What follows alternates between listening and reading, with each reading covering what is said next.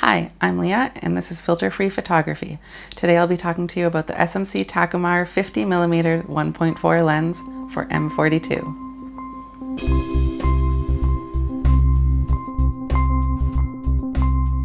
So in the mid-70s, a lot of camera manufacturers started switching from m42 mounts, which was semi-universal, to their own bayonet mounts, and Pentax was one of these. So I got this lens originally attached to a Pentax Spotmatic F, which was their last m42 flagship camera. So this is one of their last standard primes for m42 mount, which means that it screws in. It doesn't have a bayonet like modern lenses. You can see that it's actually quite small, and it does open to 1.4. It is almost doubled just from the m42 mount to put it onto my Sony A7. So before I continue and show you some pictures that I took with this lens, I just wanted to say a little bit about it.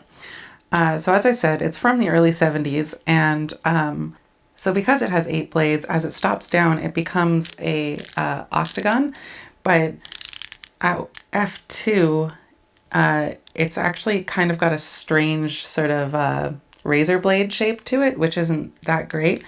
And then around around f2.8, it starts to become an actual octagon. If you like octagons, this is a good lens for you. I'm not huge on them. I prefer hexagons.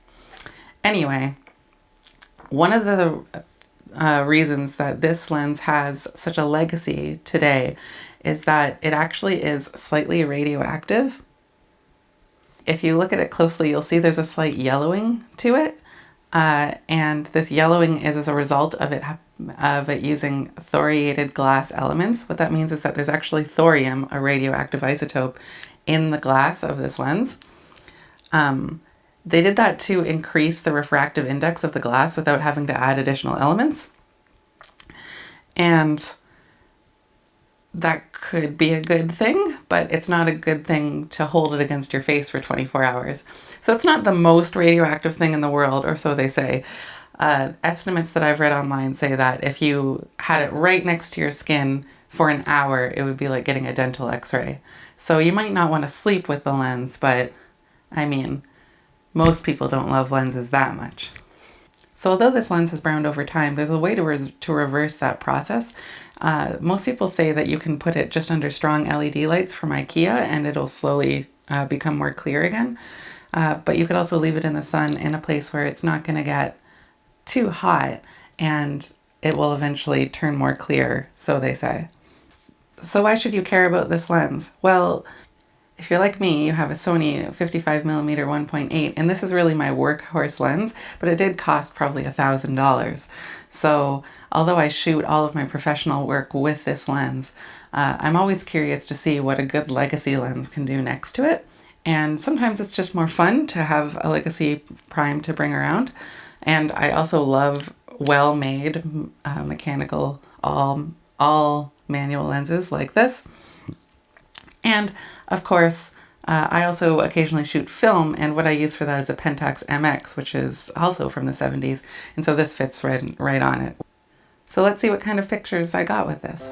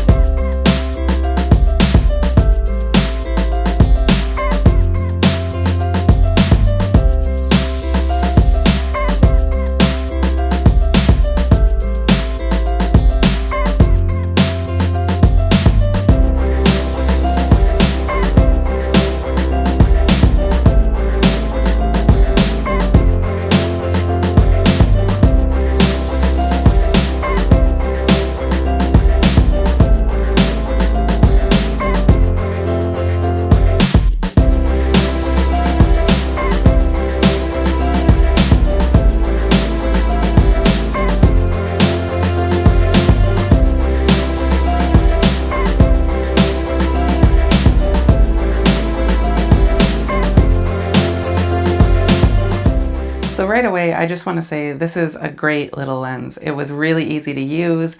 Infinity focus seemed to be infinity focus. And I really had no problem using this on a modern digital camera whatsoever. I was getting great images. They were super sharp. Mind you, I do shoot portraits. And so something to keep in mind with this lens is that compared to something like the Sony 55mm, it does not get nearly as sharp on the edges, but in the center, it actually is just about as sharp as the Sony, starting even at around f2 or f2.8. So for a portrait lens, that works really, really well because you get this beautiful sharp image in the middle, and then on the outside, the bokeh kind of just blurs away. I also didn't notice very much flaring with this, but there is a lot of chromatic aberration, especially when it's wide open. In fact, if you shoot it into the sun wide open, you don't get any flares, or I got hardly any flares, but you get nothing but chromatic aberration, so much so that it almost looks like blurriness. If you've seen a previous video of mine about the Jupiter 9, this has a similar glow effect when it's wide open at 1.4, which can be pleasing if you're really close to the model, but otherwise it just makes it look blurry and not sharp. But that glow disappears pretty much at f2, so it's really 1.4 that you wouldn't want to use all the time, and then f2 is completely fine. The corners don't start to get really sharp until about f4 or 5.6. And it's never going to approach the wide open razor sharpness of the Sony 55mm. But what do you expect? It's a modern lens and it's a Zeiss. A lot of people say that the more blades that you have in a lens, the more smooth the bokeh gets. And there were some times where this was a little bit busy in the background, but I never really found it too distracting. Overall, I found the pictures taken with this very pleasing. If you want to see what some of these pictures look like once they're more developed or processed, with something other than just exposure, wait till the end and I'll show you it with not that much more, but some saturation, contrast, color changes. And so in conclusion, is this lens worth your time? I mean, how could it not be? It's got this great history behind it. It's a radioactive lens, which is kind of cool, even if you want to kind of keep it away from your eyes. It takes really great portrait pictures. It was pretty cheap. I mean, compared to modern lenses, it's nothing. It's bottom of the barrel. It's about the same weight and height as the 55mm lens once you have the adapter on. It's actually a little bit smaller than the 55mm, but it is about the same weight, maybe even a little bit heavier. So it fits right onto an A7 camera. It also works really well on those Pentax film cameras if you happen to like shooting film. And I never felt hindered by this at all in the digital age. I took pictures where my model was moving. I took pictures straight into the sun. I took pictures in every possible place. And honestly, I love this little lens.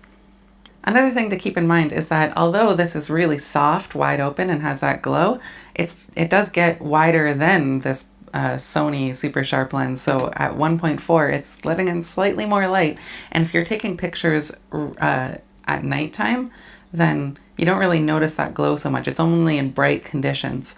So you can look at this image and you'll see that this was taken wide open on a bus and it looks really great at 1.4. And so if you like this video, don't forget to like and subscribe, or leave a comment down below about your experiences with this lens or other lenses like it. I might do K-mount Pentax lenses in the future because I really like Pentax. And if you want to see some of the other pictures that I took, or ones that actually have been processed a little bit, stay to the end. And otherwise, thanks for watching.